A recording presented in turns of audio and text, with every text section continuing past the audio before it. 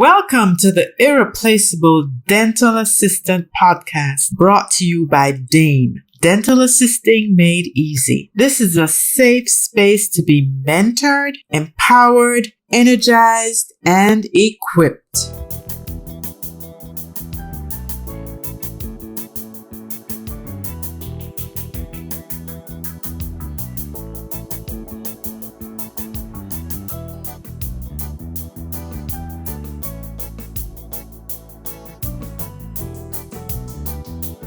Welcome to another episode of the Irreplaceable Dental Assistant. And do I have a treat for you today? My guest is coming from the other side of the world, the UK. And that's not where she started, but I'll let her tell her tale. She is none other than Dr. Linda Greenwall. Good day, Dr. Linda. How are you today? Good day. I'm good, thank you. Can you share with our guests just a little bit about who you are and what you bring to the world? Sure, thank you so much. Thank you for the invitation to present on the podcast, to chat with you. It's such an honor, I really appreciate it.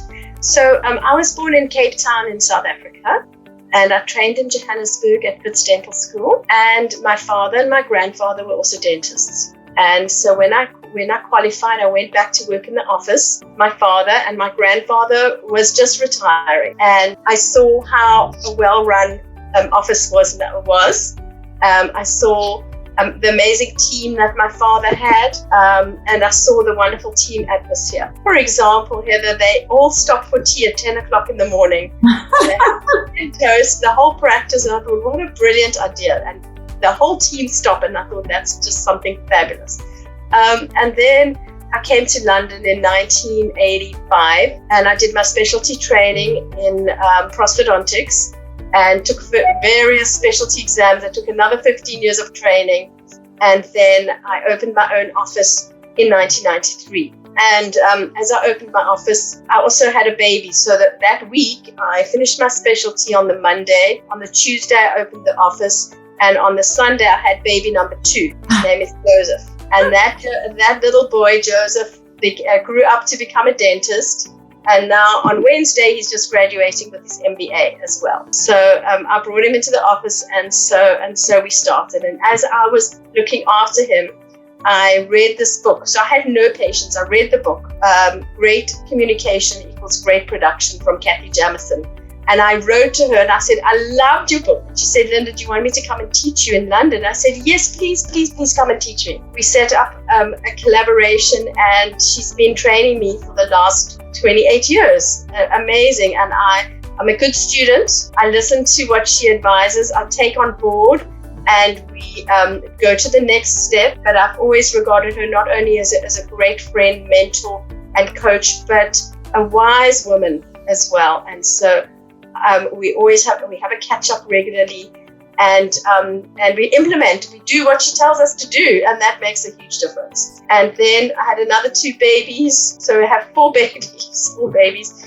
And the fourth baby, I brought I have an amazing receptionist, practice manager, who's been with me since the start of the office, since we started in 1990. And we both had babies the same week, within 2 weeks of each other. We didn't plan it, we didn't know. Anyway, so she had her first baby, and I had my 4th baby. So we got a work nanny, and we created a little nursery at work, and the patients loved it because they wanted to come and see the 2 babies. And that's how we helped her with childcare, but we could both get back to work. And so that's how we started. I was lucky enough when I did my master's to research tooth whitening, and I wrote my dissertation on tooth whitening. That was back in 1990 to 92. And so I was one of the first in the UK to do whitening research, to understand the whitening process of teeth, and I've worked in that ever since and written 3 books about tooth whitening. So I teach a lot about tooth whitening. I teach the team to be involved in tooth whitening, and we still lobby the UK government for changes in the law to allow more children to undertake tooth whitening, because these days children have this disease called MIH. It's a very severe disease. It's a global disease. Nobody dies from it like COVID, but it's a very severe disease, and 1 in 6 children globally have this problem.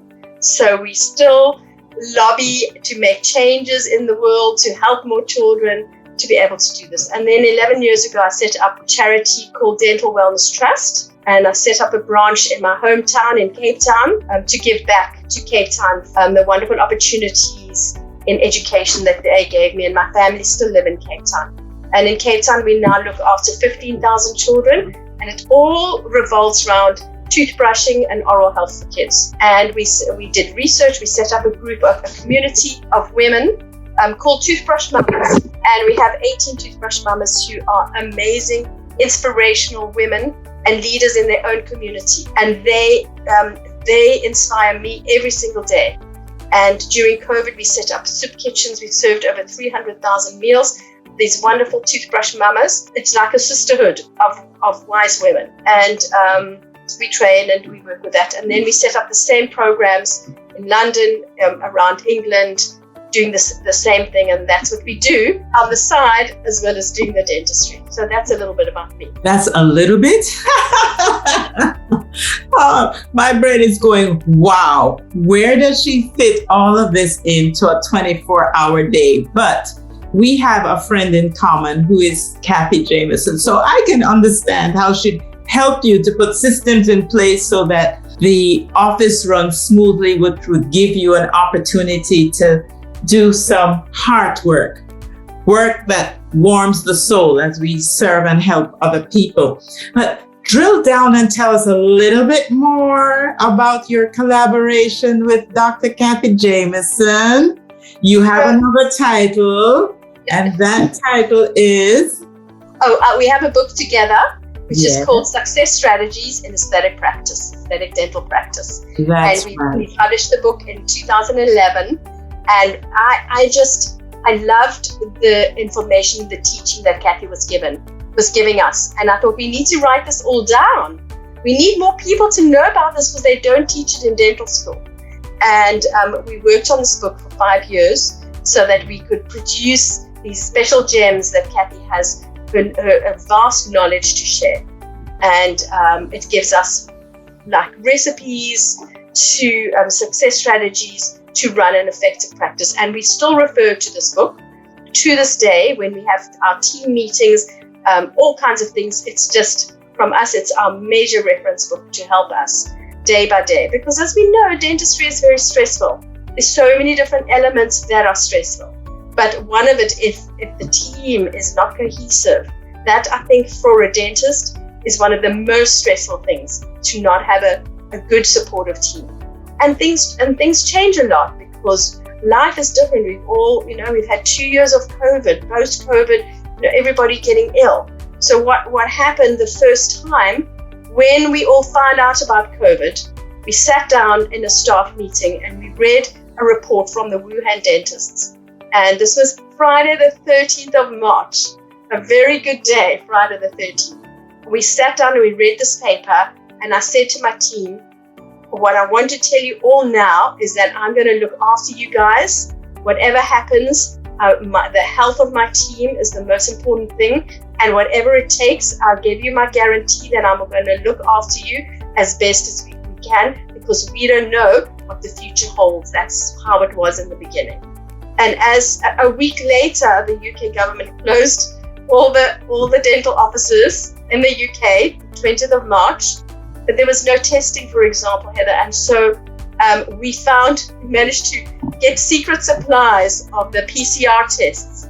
And we ran a program to test our own team regularly to keep them safe and the team members. This was when there was no testing involved. So we published that in the British Dental Journal.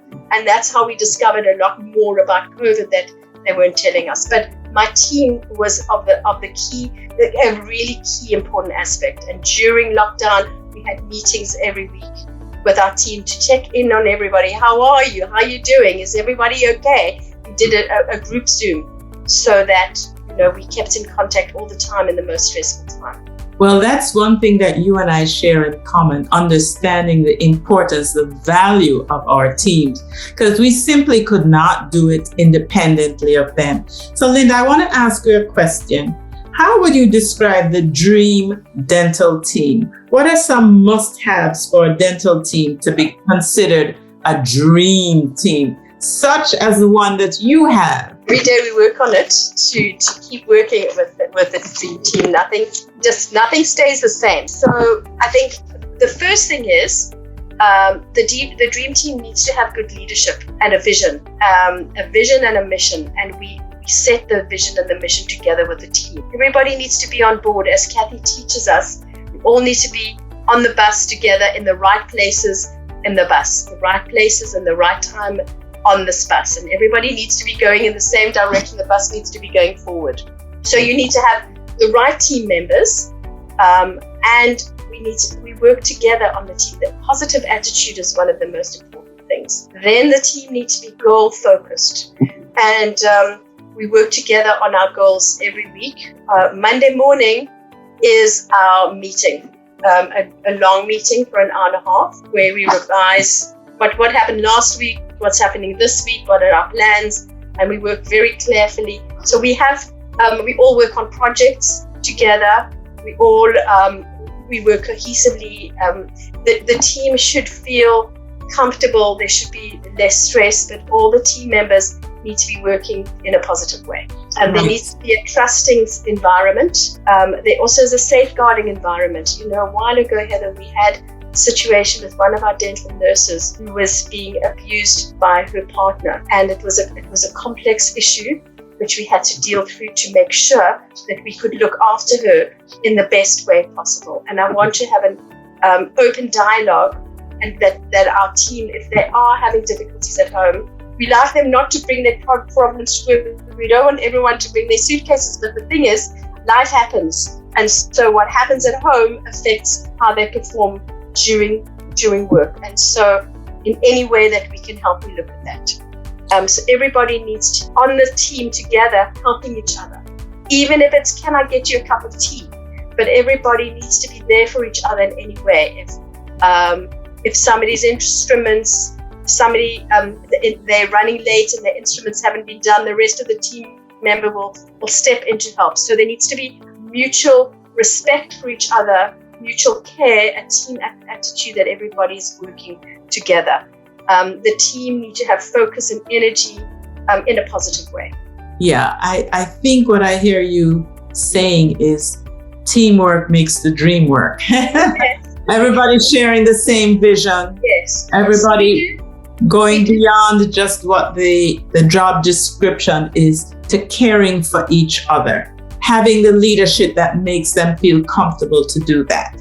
They know the direction, they know the plans, they know where we're heading, because it's very clear. But we do some fun things, Heather, which especially when we were out of lockdown, we did this thing where we did a group dance. We have a WhatsApp group for our team, and during COVID, there was, I don't know if you know it, it's called the Jerusalem dance. Yes. You know it? That's popular. Yeah. So the team, I sent them on WhatsApp the steps to practice during lockdown where we couldn't see each other.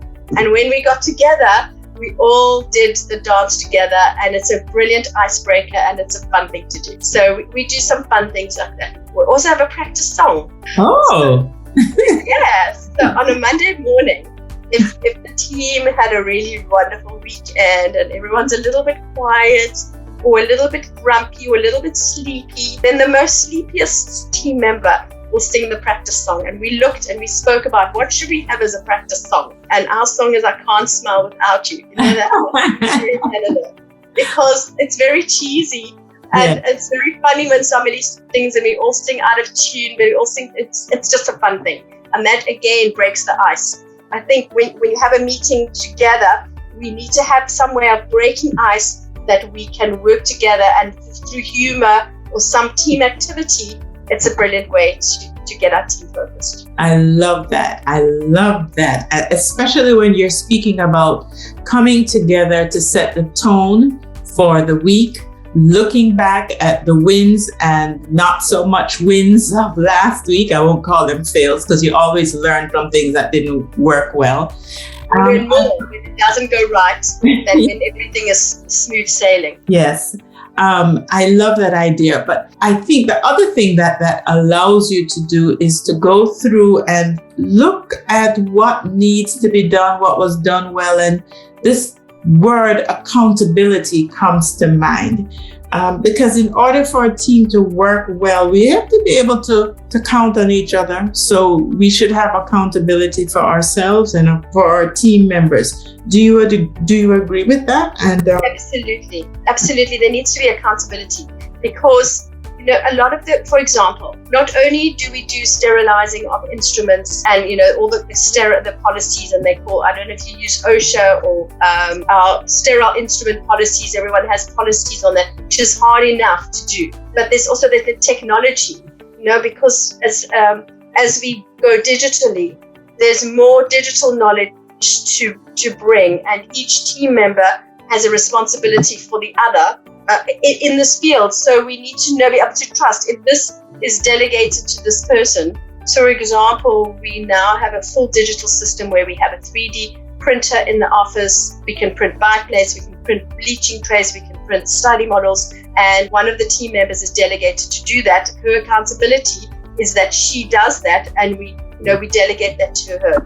And if there's a problem, she can come to us, explain it, and work with the whole team is accountable to us, to each other, and again, to show respect for each other. Yes. And also, I like to have an open door policy that if they have difficulties, or if they notice a team member is not being accountable or is falling behind the team atmosphere, or not doing what they are supposed to do or expected to do, trying to help to understand what happened, how did this happen, what is the situation, etc., so that we can become more accountable as we go.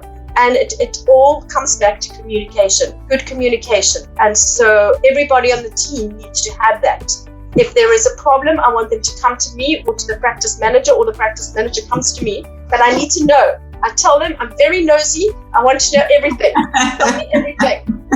So that I can problem solve, and we can problem solve together. Yeah, I find that sometimes people come into an environment and they don't want to be the tattletale. They don't want to be the one, everybody's seeing it, but nobody's saying anything. I'm not going to be the one to say anything.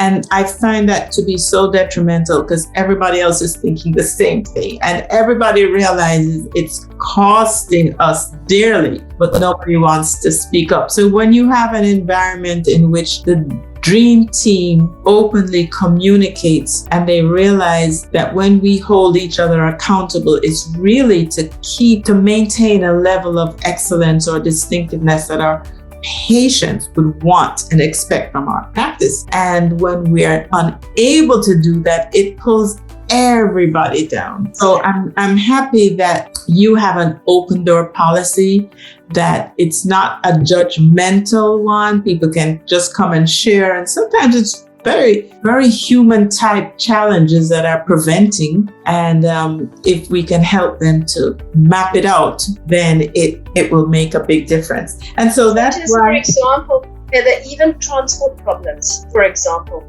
in London, it's a big city, and there's strikes at the moment. Yes. And so that means they can't get into work. So 2 weeks ago, our big meeting's on a Monday, and Tuesday the strikes were starting. So instead of our normal discussion, we did a logistics discussion. Who's coming in when? What are the difficulties? What are the challenges? Shall we move patients so that the team can come in later? How can we work through this challenge together?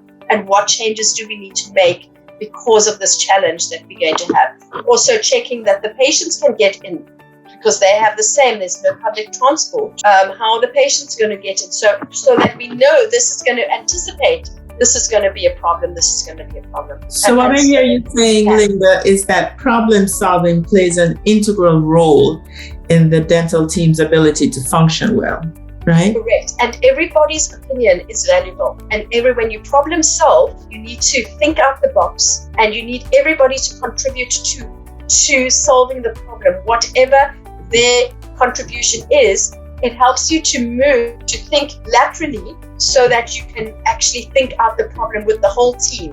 And the team's advice is so valuable and so useful. And I expect my team to voice their opinions in a positive way. We don't want to hear negativity. but I need their opinions so we can formulate together the policy and the strategy based on their input. So, for example, when during COVID we had to have 15 minutes, half an hour to change over the surgeries. In those days, we had to steam the whole room and all that. We had to acquire this equipment. So everybody needed to be working really well so we could move from room to room, setting up the room. One team member would do that, the other team member would close down the room, close the room, sponge it and steam it, all that stuff. But that needs a whole discussion with everybody so that everybody can input, everybody can help, and so we can go forward. So I always say to my team members, every one of us is a leader. Everybody's point of view is valid and important.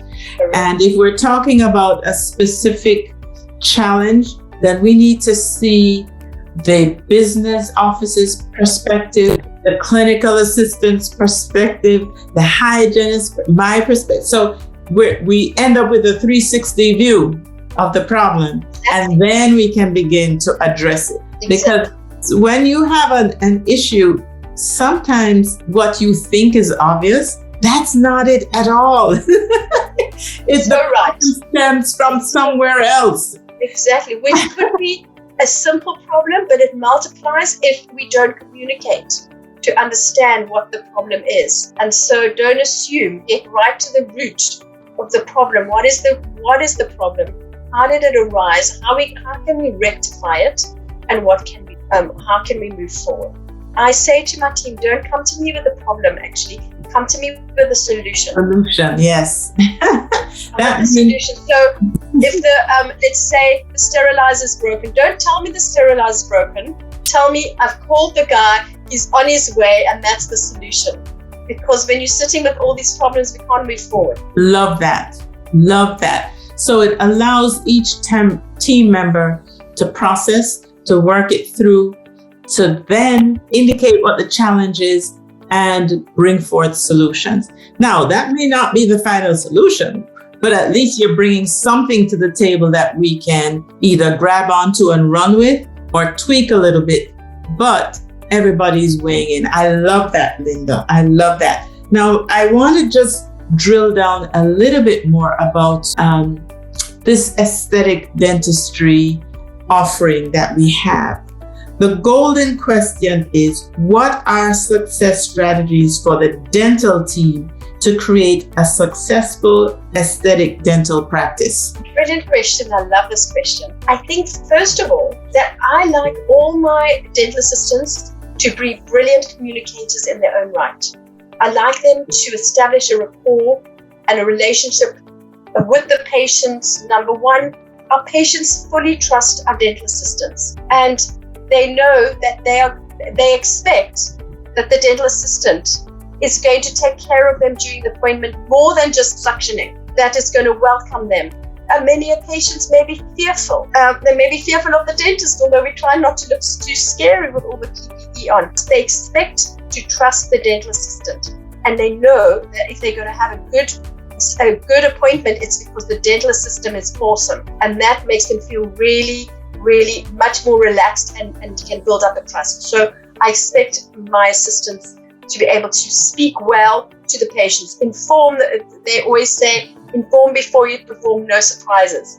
So I expect my dental assistants to go and fetch the patient from the waiting room, to bring them into the treatment room, introduce themselves. Hi, I'm Indra. Today we're going to be working on the upper left side of your mouth. If you have any questions, this is a photo of how your teeth looked last time. This is what's going to happen. Explain that.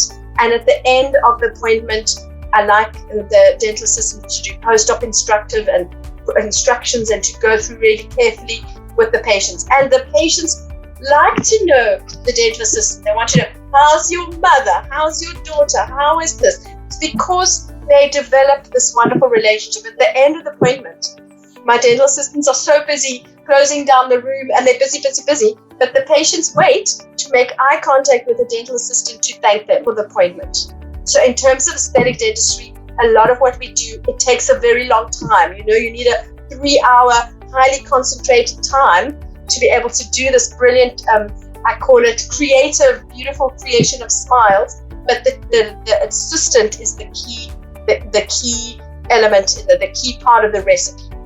And so that is really key. And then again, all our dental assistants take photos.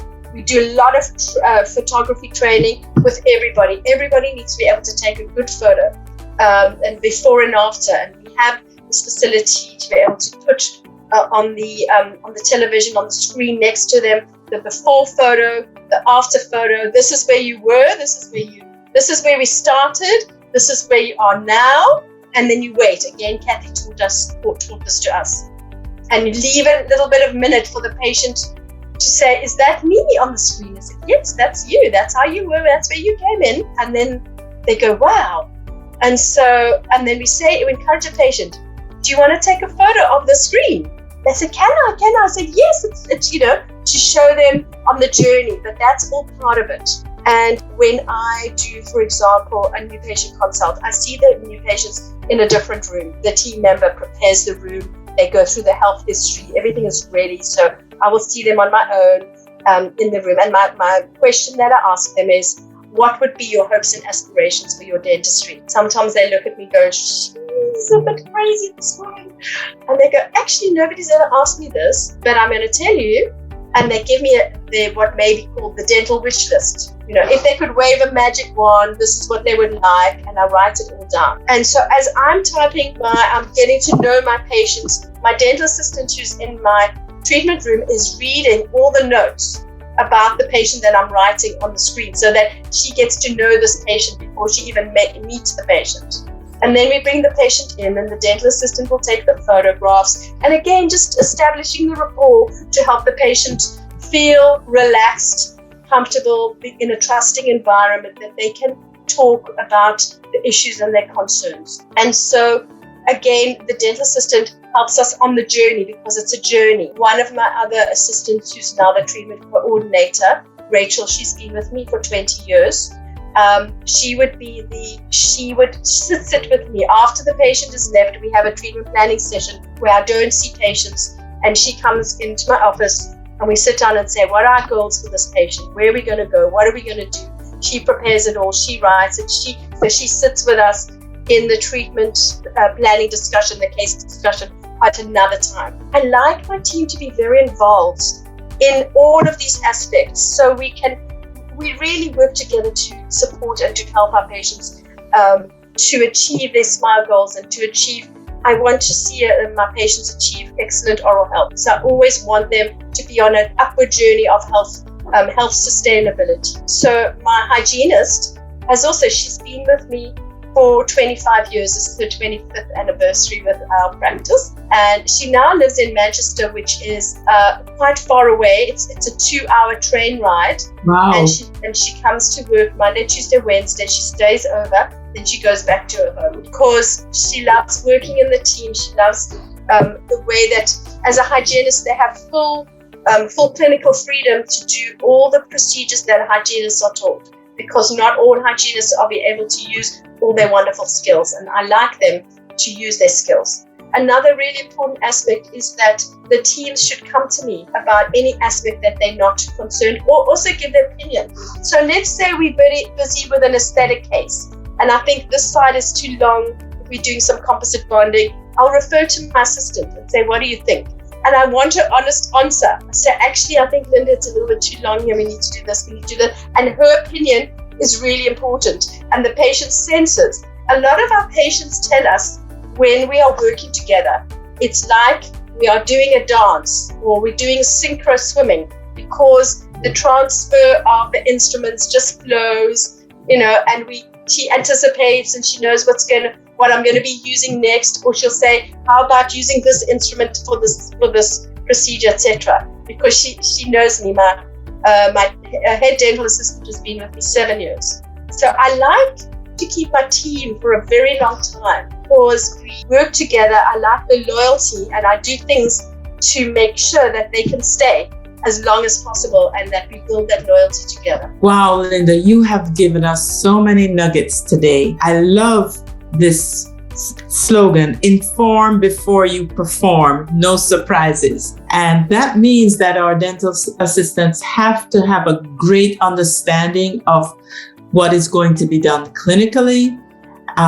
It also means that they have to build relationships with the patients so that they can reassure, they can underscore for us, they can really make our patients feel at home and comfortable. And I know that if our assistants have the confidence in the products that we are going to provide, it makes a big difference. So we as dentists, we need to show up. We need to show up the way we are promoting ourselves so that if we say this is who we are, then people don't have to question that. And it makes the team feel comfortable and a little bit proud to be a part of this team. And I love the fact that the process in the dental chair is seen as teamwork.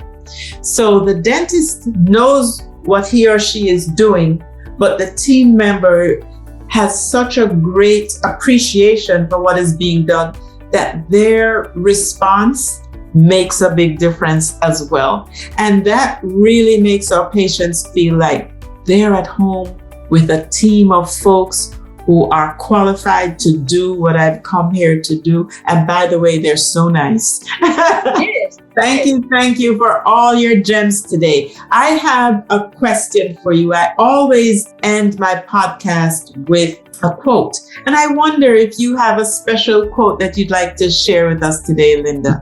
So I think that we all, first of all of us are leaders of ourselves and are leaders in our community. Being in the healthcare profession, it's a meaningful, purposeful job. It's an important job and we all contribute to society for that. And so I say we want to make the world a better place. All of us think about how we can make the world a better place. And how do we start? We start step by step. Just one little tiny gift and kindness to each other will make the world a better place. Love that. And I think you have made Kathy so proud. Well, I have a copy of your book and I've gone through it a couple of times. Kathy gifted it to me. So it is amazing that we're in so many different places, but we're all in sync, ensuring that we take all human beings and we all have the same problems, all of us. That's why the world should be more one, because we are, we're all similar. Even though wherever we practice, dentistry is the same, because we're dealing with human beings and we're giving of ourselves, we're giving kindness of ourselves, and we're all there to help our patients to achieve a beautiful smile or get them out of pain. But we in the healthcare profession, and so it's very similar wherever we practice in the world. So thank you, Linda, for living so purposefully with your charitable work, with the wonderful dental care that you provide for your patients, for the wonderful leader that you are to your team, and for sharing with us in such an authentic way today. Blessings. We will talk again. It's so lovely, Heather, to meet with you and to have the opportunity to have such a lovely chat. Thank you so much. It's a great honor, really.